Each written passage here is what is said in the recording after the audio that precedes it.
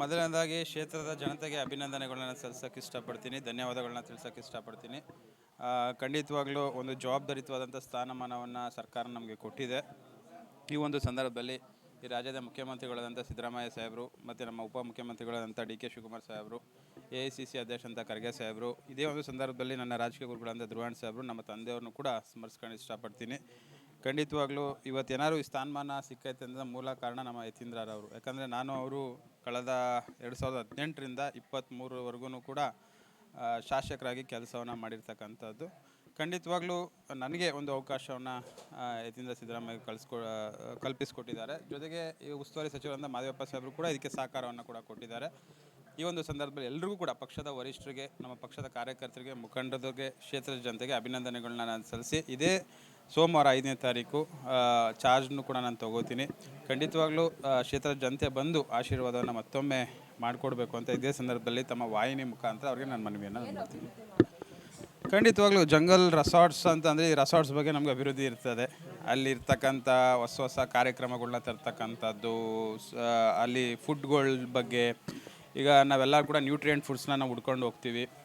ಅಲ್ಲೇ ನಮ್ಮ ಜಂಗಲ್ ರೆಸಾರ್ಟ್ಸ್ನಲ್ಲಿ ಏನು ಇವತ್ತು ಸಿರಿಧಾನ್ಯ ಇರ್ಬೋದು, ಸಾವಯವ ಫುಡ್ಸ್ ಇರ್ಬೋದು, ಇದನ್ನು ಕೊಡ್ತಕ್ಕಂಥ ಪ್ರಯತ್ನವನ್ನು ಮಾಡ್ತೀವಿ. ದಿನನಿತ್ಯ ನಾವು ಒಂದೇ ರೀತಿ ಅಡುಗೆಗಳನ್ನ ಮಾಡ್ತಾರಲ್ಲಿ, ಅದನ್ನು ಸ್ವಲ್ಪ ಚೇಂಜಸ್ ಬದಲಾವಣೆ, ಭಾನುವಾರಕ್ಕೆ ಒಂಥರ ವೆರೈಟೀಸ್ ಆಫ್ ಫುಡ್ಡು, ಸೋಮವಾರಕ್ಕೆ ಸಾವಯವ ಫುಡ್ಡು, ರಾಗಿ ರೊಟ್ಟಿ, ರಾಗಿ ಮುದ್ದೆ, ಈ ರೀತಿ ಪ್ರೋಟೀನ್ ಆಕಾರ ಅಂಶಗಳು ಮತ್ತು ಹೊರ ದೇಶದಲ್ಲಿ ಬರ್ತಕ್ಕಂಥವ್ರಿಗೂ ಕೂಡ ಅವ್ರು ಯಾವುದೇ ರೀತಿ ತಿಂಡಿಯನ್ನು ಇಷ್ಟಪಡ್ತಾರೆ ಅದನ್ನು ಕೊಡ್ತಕ್ಕಂಥದ್ದು. ಮತ್ತು 60 ವರ್ಷ ಮೇಲ್ಪಟ್ಟವ್ರಿಗೆ ಒಂದು ಏನು ಮಧ್ಯಮ ವರ್ಗ ಜನಕ್ಕೂ ಕೂಡ ಆ ಒಂದು ರೆಸಾರ್ಟ್ನಲ್ಲಿ ಅವಕಾಶ ಮಾಡಿಕೊಟ್ಟು ಒಂದು ಸಬ್ಸಿಡಿ ರೀತಿಯಲ್ಲಿ 60 ವರ್ಷ ಮೇಲ್ಪಟ್ಟವ್ರಿಗೂ ಕೂಡ ವಯಸ್ಸಾದ ಹಿರಿಯರಿಗೆ ಯಾವ ರೀತಿ ನಾವು ಬಸ್ ಇರ್ಬೋದು, ಸರ್ಕಾರದಲ್ಲಿ ಯೋಜನೆಗಳು ಇರ್ಬೋದು, ಅದೇ ರೀತಿ ನಾವು ಕೂಡ ಅವ್ರಿಗೂ ಕೂಡ ಒಂದು ಸ್ಕೀಮ್ಸ್ನ ಕೊಡ್ತಕ್ಕಂಥ ಕೆಲಸವನ್ನು ಮಾಡಿಕೊಡ್ತೀವಿ. ಮತ್ತು ಮಧ್ಯಮ ವರ್ಗದವ್ರನ್ನು ಕೂಡ ಅಲ್ಲಿ ಬಂದು ಉಳ್ಕೊಳ್ಳತಕ್ಕಂಥ ವ್ಯವಸ್ಥೆನ ಖಂಡಿತವಾಗ್ಲೂ ಮಾಡ್ತೀವಿ. ನೀವು ನಿರೀಕ್ಷೆ ಮಾಡಿದ್ದೆ ಬೇರೆ ನಿಗಮ ಮಂಡಳಿ, ಅದು ನಿಮ್ಮ ಇದಕ್ಕೆ ತೃಪ್ತಿ ಇದೆಯಾ ಅಂತ ನಿಮಗೆ? ನಾನು ಯಾವತ್ತೂ ಕೂಡ ನಿಗಮ ಮಂಡಳಿ ನಮ್ಮ ವರಿಷ್ಠ ಹತ್ರ ನಾನು ಬೇಡಿಕೆಯನ್ನು ನಾನು ಇಟ್ಟೇ ಇಲ್ಲ.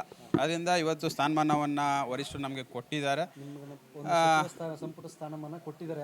ಖಂಡಿತವಾಗ್ಲೂ ಇವತ್ತು ಏನೇ ಸ್ಥಾನಮಾನವನ್ನು ಕೊಟ್ಟಿದ್ರೆ ಭಾಳ ಖುಷಿಯಿಂದ ನಾವು ಕೆಲಸವನ್ನು ಮಾಡಬೇಕಾಗ್ತದೆ. ಇವತ್ತು ಎಲ್ರಿಗೂ ಕೂಡ ಈ ಅವಕಾಶ ಸಿಗಲ್ಲ. ಯಾಕಂದರೆ ಸಾಕಷ್ಟು ಜನ 40-50 ವರ್ಷದಿಂದ ಹೋರಾಟ ಮಾಡಿದವರು ಇದ್ದಾರೆ, ಪಕ್ಷದಲ್ಲಿ ದುಡ್ದತಕ್ಕಂಥವ್ರು ಇದ್ದಾರೆ, ಭಾಳಷ್ಟು ಜನ ಹಿರಿಯರು ಇದ್ದಾರೆ. ಆದರೂ ಕೂಡ ನಮಗೆ ಈ ಅವಕಾಶ ಸಿಕ್ಕಿದೆ ಅಂದರೆ ನಮ್ಮ ಒಂದು ಕ್ಷೇತ್ರ ಜನತೆಯ ಒಂದು ಆಶೀರ್ವಾದ, ತಂದೆಯವರ ಒಂದು ಪರಿಶ್ರಮ, ಈ ಅವಕಾಶ ಸಿಕ್ಕಿದೆ. ಈ ಅವಕಾಶದಲ್ಲಿ ಸರ್ಕಾರಕ್ಕೆ ಒಂದು ಒಳ್ಳೆಯ ರೀತಿ ಹೆಸರು ಬರ್ತಕ್ಕಂಥ ಕೆಲಸವನ್ನು ಪ್ರಾಮಾಣಿಕವಾಗಿ ನಾನು ಮಾಡ್ತೀನಿ. ನೋಡೋಣ, ಅಲ್ಲಿ ನಾನು ಇನ್ನೂ ಮೀಟಿಂಗ್ ತೊಗೊಂಡಿಲ್ಲ, ಎಷ್ಟು ಉದ್ಯೋಗಗಳು ಖಾಲಿ ಇದೆ, ಯಾವ್ಯಾವ ರೀತಿ ಇದೆ ಅಂತ ನಾವು ಕೂಡ ಪರಿಶೀಲನೆ ಮಾಡಬೇಕಾಗ್ತದೆ. ಯಾಕಂದರೆ ನಾವು ಏಕಾಏಕಿ ನಾವು ಕೊಡ್ತೀವಿ ಅನ್ನೋದಕ್ಕಿಂತ ಫುಲ್ಫಿಲ್ ಆಗಿರ್ತವೆ.